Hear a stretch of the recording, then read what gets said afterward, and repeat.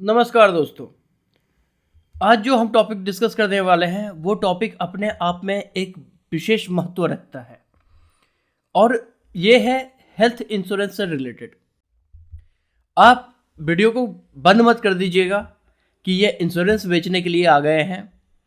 तो मैं insurance agent नहीं हूँ। मैं आपके जानकारी के लिए, कुछ लोग जानकारी रखते होंगे, मेरे से बेहतर भी रखते होंगे और मेरे से कम भी रखते होंगे।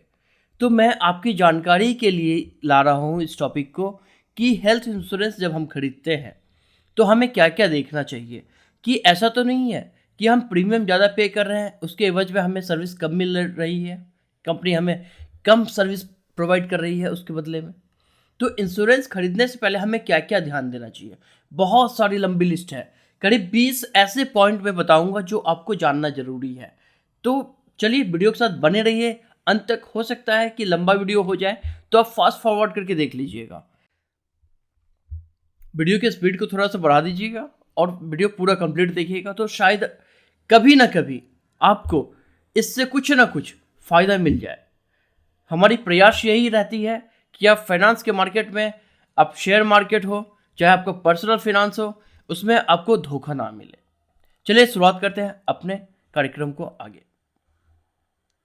तो जब हम इंश्योरेंस खरीदते हैं तो हम क्या क्या ध्यान देते हैं, मोटे मोटे तौर पर कि सर्विस हमें क्या मिल रही है और हमारा प्रीमियम कितना हो रहा है और कवरेज हमें क्या मिल रहा है। बहुत सारे लोग इसी को कवर करते हुए अपना प्रीमियम पे कर देते हैं और इंश्योरेंस ले लेते हैं। उनमें उनको मालूम ही नहीं रहता है कि कंपनी हमें क्या सर्विस प्रोवाइड कर रही है, कंपनी हमें कितना सर्विस प्रोवाइड करेगी। ऐसा तो नहीं है कि जब हम बीमार पड़ गए और उसके बाद कंपनी बोले नहीं हम तो आपको 50% ही देंगे, 30% ही देंगे, 80% ही देंगे, 30% आपको देना पड़ेगा, 70% हम देंगे, 90% आपको पे करना है, 10% हम देंगे। तो चलिए 20 ऐसे मैंने पॉइंट निकाले हैं जो आपको जानना जरूरी है। अंत तक बने रहिए और वीडियो को जरूर से लाइक कर दीजिए और सब्सक्राइब कर लीजिए। और जिन्होंने अभी तक हेल्थ इंश्योरेंस नहीं लिया है वो कमेंट में जरूर बताइए कि अगला इंश्योरेंस आप ले रहे हैं, कब ले रहे हैं।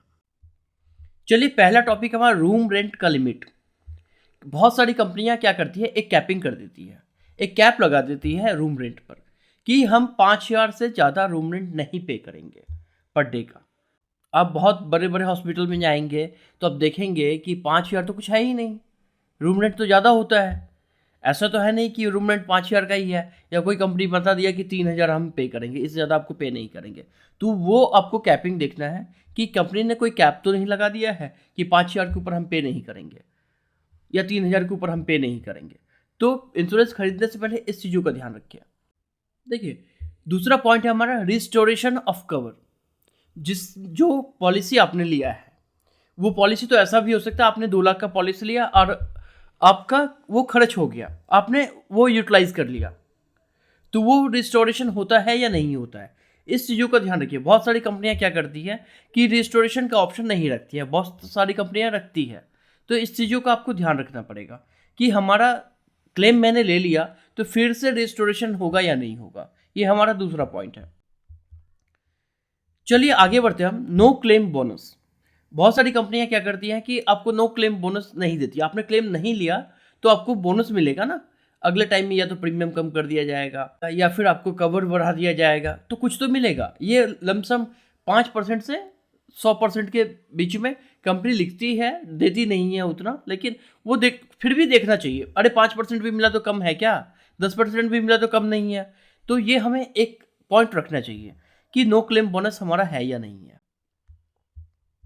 Cashless hospital. देखिए इंश्योरेंस कराना, आप अपना जो प्रॉब्लम है ना आप किसी तीसरे को दे रहे हैं। कि यदि कैशलेस हॉस्पिटल आपको मिल जाता है तो क्या होता है, जब भी किसी को एडमिट कराया जाता है तो आपके पॉकेट में पैसा हो ना हो, कंपनी वहीं से अपना कार्यक्रम शुरू कर देती है, अपने प्रोसीजर शुरू कर देती है और आपको चिंता मुक्त कर देती है कि पेमेंट नहीं है फिर भी आपका ट्रीटमेंट हो रहा है, इसलिए चिंता ना करें, कैशलेस हॉस्पिटल में जाएं और ट्रीटमेंट करवाएं। यदि नहीं होता तो कोई बात नहीं है, फिर भी आप बाद में रिम्बर्स करवाते हैं, ये अलग प्रोसीजर है। देखिए को पेमेंट चार्जेस। को पेमेंट क्या होता है कि कंपनी आपको एक पूरे अमाउंट का, मान लीजिए आपने इंश्योरेंस लिया 3 लाख का, 2 लाख का, जो भी लिया, उसमें खर्चा किया आपने 1 लाख रुपया, तो कंपनी क्या बोलेगी कि 10% आपको को पेमेंट चार्जेस पे करना पड़ेगा, तब जाकर हम आपको पूरा पैसा देंगे। मतलब 90% कंपनी देगी और 10% आपको पे करना है। 1 लाख रुपये में 10,000 रुपया आपका जाएगा और 90,000 रुपया कंपनी पे करेगी। तो ये भी ठीक बात नहीं है, क्योंकि हमने तो इंश्योरेंस लिया था। मान लीजिए 10,000 का प्रीमियम हमने दिया, फिर भी हमें 10,000 रुपया देना पड़ रहा है, ये तो अच्छी बात नहीं है ना। तो प्रीमियम लेने से पहले आपको ये जरूर से चेक कर लेना चाहिए कि आपको पेमेंट चार्जेस वगैरह तो आपको पर लाइबल नहीं बनेगा आगे जाकर। चलिए आगे बढ़ते हैं। ठीक है, प्री हॉस्पिटलाइजेशन कवरेज क्या होता है? प्री हॉस्पिटलाइजेशन मतलब होता है कि जैसे कोई बीमारी आपके अंदर या किसी के अंदर में आती है, तो क्या होता है कि वो टेस्ट करवाना पड़ता है, डॉक्टर से कंसल्ट लेना पड़ता है, कंसल्टेंसी लेते हैं आप डॉक्टर से जाकर, टेस्ट करवाते हैं, ब्लड टेस्ट करवाते हैं, बहुत सारे टेस्ट होते हैं। तो वो कवर कर रही है कंपनी या नहीं कर रही है, उसका पीरियड 30 to 90 डेज का होता है, वो उसमें मेंशन है या नहीं है। तो पॉलिसी खरीदने से पहले ये भी देख ले कि प्री हॉस्पिटलाइजेशन कवर है या नहीं है। चलिए आगे बढ़ते हैं।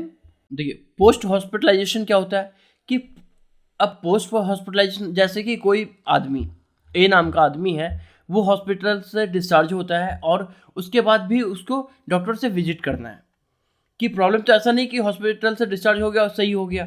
हाँ, वहाँ पर एक लेवल तक सही हो जाता है, फिर भी तो कंसल्टेंसी लेना पड़ता है ना जाकर, कि टेस्ट करवाना पड़ा कि अब कैसा है, पहले से बेहतर है या नहीं है। तो टेस्ट के जरिए ही जानते हैं हम लोग। तो पोस्ट हॉस्पिटलाइजेशन में क्या होता है कि कंपनी जो होती है, पॉलिसी जो कंपनी प्रोवाइड कर रही है आपको, जो कंपनी कवर कर रही है आपको, वो कंपनी इस तरह के खर्चे भी कंपनी को बेयर करना पड़ता है।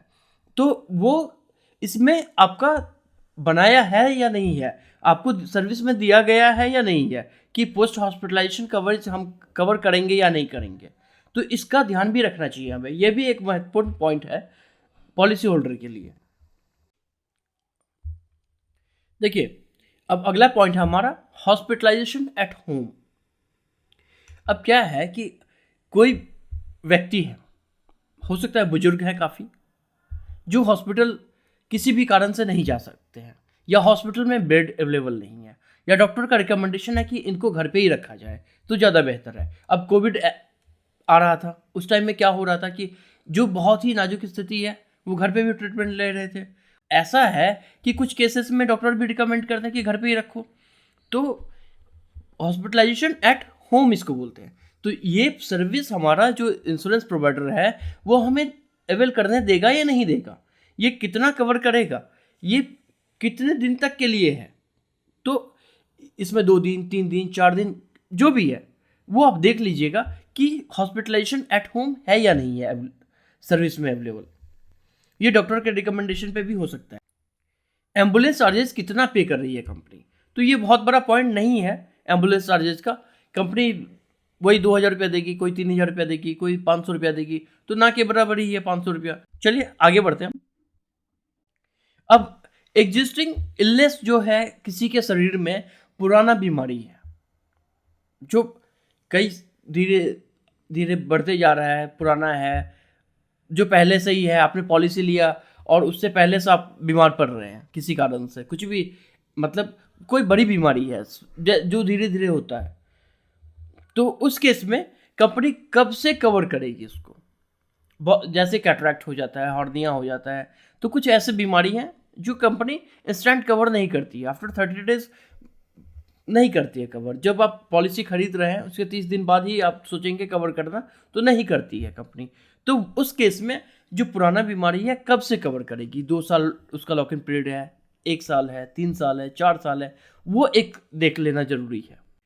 मैटरनिटी कवर, बहुत सारे इंश्योरेंस कंपनी है जो आपको जब पॉलिसी खरीदते हैं तो वहाँ आपको टिक करना पड़ता है, चेक करना पड़ता है कि आप मैटरनिटी के लिए प्लान कर रहे हैं या नहीं कर रहे हैं।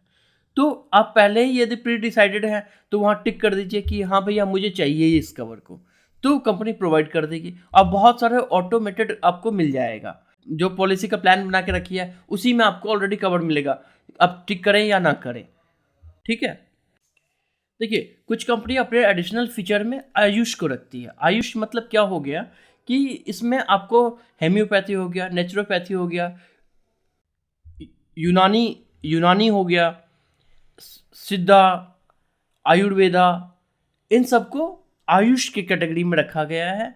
तो ये कवर है या नहीं है। अब मान लीजिए किसी को होम्योपैथी का ट्रीटमेंट है तो उसको भी क्लेम मिलना चाहिए। तो कितना % आपको क्लेम मिलेगा? 50,000 मिलेगा, 1 लाख रुपए का क्लेम मिलेगा। यदि आपके 5 लाख की पॉलिसी है तो वो एक % और एक अमाउंट पे फिक्स होता है। वो आप देख लीजिएगा कि आयुर्वेद होता है ना, कि किसी को आयुर्वेद में ट्रीटमेंट लेना है, यूनानी में ट्रीटमेंट लेना है, तो कहाँ जाएंगे? तो वो कवर होना चाहिए। तो इस पॉइंट को भी आप देख लीजिए एक बार। अब आते हैं हम एनिमल बाइट वैक्सीनेशन, ये कवर है या नहीं है? क्योंकि ये तो आम चीज़ है, रास्ते पे चल रहा है, कुत्ते ने काट लिया, ये भी, इसमें भी खर्चा आता है। तो ये भी आप जरूर देखें कि ये आपको कवर मिल रहा है या नहीं मिल रहा है। तो यदि आपको एनिमल बाइट वैक्सीनेशन का भी कवर मिल जाए तो कितना अच्छा होगा। तो हम चारों तरफ से सिक्योर हो गए। तो हमने क्या देखा कि हर पॉइंट को हमें चेक कर लेना चाहिए। प्रीमियम यदि मुझे थोड़ा बेहतर पे करना पड़ रहा है इसके लिए तो करेंगे ना, क्योंकि संभावनाएं कुछ भी हो सकती है। जरूरी नहीं है कि डेंगू, मलेरिया या फिर बड़े कुछ प्रॉब्लम आए तभी ये इंश्योरेंस प्रीमियम दे रहे हैं तो वो सार्थक होगा। छोटे छोटे प्रॉब्लम ही लोगों को बड़े कर देते हैं। फ्री हेल्थ चेकअप, ये देखना जरूरी है कि हमें साल में एक बार जो पूरे हेल्थ चेकअप करवाना है। एक बीमार पड़ना अलग बात है और कुछ भी नहीं है लेकिन फिर भी हम हेल्थ चेकअप करवाते हैं पूरा, कि हम आने वाले समय में बीमार तो नहीं पड़ रहे हैं। तो जितने मेंबर हैं एक प्लान के अंदर में सबको वो फ्री हेल्थ चेकअप मिलना चाहिए। ई कंसल्टेशन, अब डॉक्टर ऑनलाइन में हमने डॉक्टर से अपना डॉक्टर से कंसल्टेंसी लिया, ऑन कॉल कंसल्टेंसी लिया, तो ये कवर है या नहीं है, ये आप देख लीजिए। तो ये बड़े बड़े पॉइंट नहीं है, छोटे छोटे पॉइंट है। जो मैंने ऊपर बताया वो काफ़ी बड़े बड़े पॉइंट थे, लेकिन ये सब छोटे छोटे पॉइंट है। लेकिन फिर भी देखिए, डिस्काउंट मिल रहा है या नहीं, अगले साल में मैं रिन्यू करूँ तो डिस्काउंट मिलना चाहिए। तो डिस्काउंट मिले तो अच्छा है ना, तो डिस्काउंट मिलना चाहिए। तो डिस्काउंट है या नहीं है। अब डेली कैश अलाउंस है या नहीं है। अब डेली कैश अलाउंस क्या हो गया कि ये आपको चाहिए कि मान लीजिए किसी व्यक्ति के परिजन अटेंडेंट हैं, वो हॉस्पिटल में जाते हैं, खर्चा करते हैं, खाते पीते हैं, उनका कवर है कि नहीं है। उस खर्चे को कंपनी कवर कर रही है या नहीं कर रही है, ये भी देख लें। जब हम प्रीमियम पे कर रही है तो ये भी मिल जाए तो अच्छा है। लेकिन ये बहुत बड़ी पॉइंट नहीं है, ये नाम भी मिले तो कोई बात नहीं है। हेल्थ इंश्योरेंस लेने से पहले हमें इन चीज़ों का ख्याल रखना चाहिए, इन बेसिक पॉइंट्स का ध्यान रखना चाहिए पॉलिसी खरीदने से पहले, कि हम जो पॉलिसी खरीद रहे हैं उसमें हमें ये मेंशन सर्विस मिल रहे हैं या नहीं मिल रहे हैं। यदि नहीं मिल रहे हैं तो हम अपना पॉलिसी की वैल्यू थोड़ा बढ़ा लेंगे, प्रीमियम बढ़ा लेंगे। कवर उतना ही रहेगा, प्रीमियम बढ़ जाएगा तो हम बहुत ज़्यादा कुछ कवर कर पाएंगे। यदि कम प्रीमियम पे कवर कर यदि मिल रही है किसी कंपनी से तो वो अच्छा है। तो वो सब खरीदने से पहले ज़रूर एक बार सारे लिस्ट को एक बार देख लीजिए, वीडियो को ध्यान से देखिए और अपने परिजनों में ज़रूर अपनी इस ज्ञान को बढ़ाइए कि हमें पॉलिसी खरीदने से पहले क्या क्या देखना चाहिए, क्या देखने से हमें फ़ायदा मिल सकता है पॉलिसी लेने से पहले। यदि वीडियो अच्छा लगा हो तो चैनल को ज़रूर से सब्सक्राइब कर लीजिए और वीडियो को लाइक कर दीजिए। धन्यवाद।